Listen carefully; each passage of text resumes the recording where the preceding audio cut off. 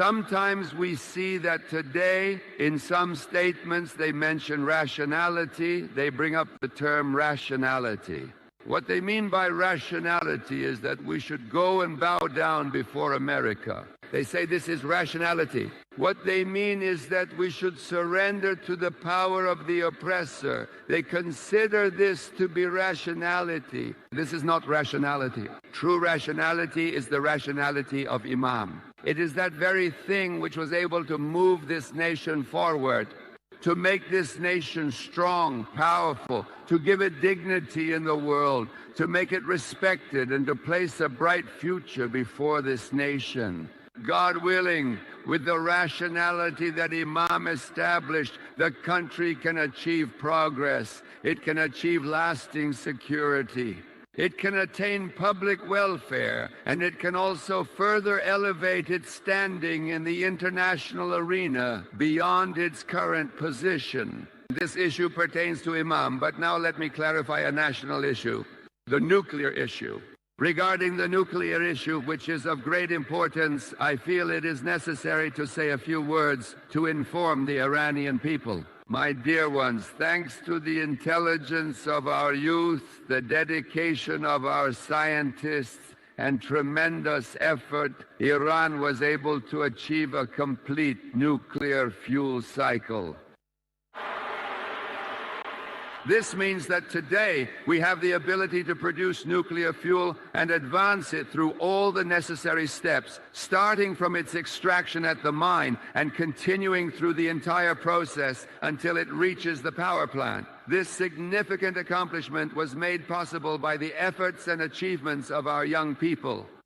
Our scientists accomplished this. In the world, the number of countries that possess this capability is perhaps fewer than the fingers on two hands. These are achievements gained by the Iranian nation. Let me first make one point. The nuclear industry is not just for energy. Some people might think that the nuclear industry is only for producing clean electricity, which of course it certainly is in many important ways. Clean and reasonably priced energy. This comes from the nuclear industry. But it's not just that. This is just one of the benefits of the nuclear industry. The nuclear industry is a foundational industry. A foundational industry. Specialists, scientists, and those whose profession this is have explained this to us, and I sincerely hope that they will explain it even more thoroughly to the people. Many scientific fields and disciplines, as well as areas of study, are influenced by the nuclear industry in various ways. Many scientific fields, including precise and sensitive technologies such as medical equipment, aerospace, precision sensors, and electronics. These are simply related to the nuclear industry and are influenced by the nuclear industry, including basic sciences and engineering fields such as nuclear physics, energy engineering, and materials engineering, including various important medical and pharmaceutical applications, both in diagnosis and also in the process of treatment. These are influenced by the nuclear industry. The nuclear industry is at the forefront, leading the way in treating certain difficult diseases around the world, both in diagnosis and in treatment, in industries related to agriculture, in industries related to the environment. These are just several examples of various areas that are, in particular, either significantly dependent on or influenced by the nuclear industry. The nuclear industry is a foundational industry. It is a core industry. Now, within the nuclear industry, there is a particular point that stands out as being especially important, a point that truly serves as the key to understanding how the entire field operates. This crucial aspect, which is central to the processes and advancements in nuclear technology, is known as uranium enrichment. Our enemies have focused precisely on this uranium enrichment. They have zeroed in on this. The nuclear industry, with all its greatness and the many advancements it represents, cannot truly function or fulfill its purpose without possessing the essential capability for enrichment. This process is absolutely necessary, as it enables us to produce the specific type of fuel required for the operation of our nuclear power plants. Without the ability to carry out enrichment ourselves, we would inevitably have to rely on other parties or external sources to obtain the fuel needed for our reactors.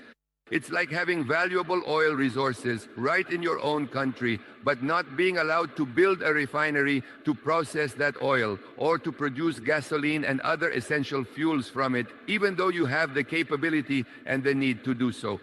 You have oil, but you have to buy gasoline from someone else. That country will sell it to you if it wants, and at whatever price it wants. And if they don't want to, they won't sell it.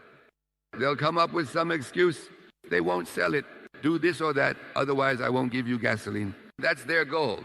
Even if we have 100 nuclear power plants, for example, such as in our country, if we don't have enrichment, it's of no practical use to us at all. Because a nuclear power plant always needs a steady supply of fuel. If we can't produce this essential fuel inside the country, then we'll have to reach out to America for help.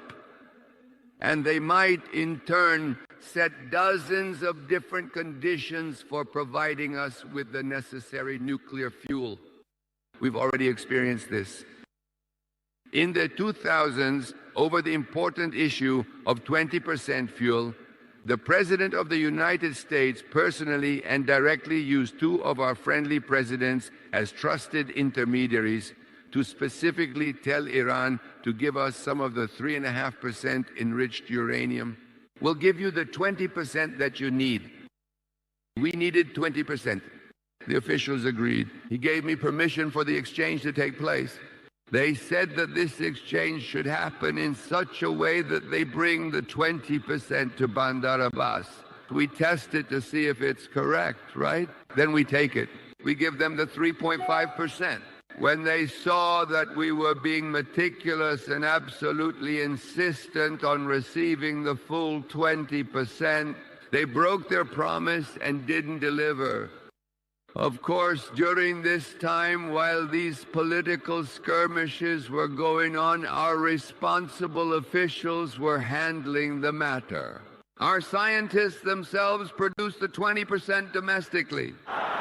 The Americans' main demand, in essence, is that you shouldn't have a nuclear industry at all. From their perspective, this is their primary requirement, that Iran shouldn't have a nuclear industry, that you should be dependent on us for radiopharmaceuticals, that you should be dependent on us for energy, that you should be dependent on us for desalination equipment, that you should be dependent on us in dozens of other important fields, that you shouldn't have a nuclear industry at all.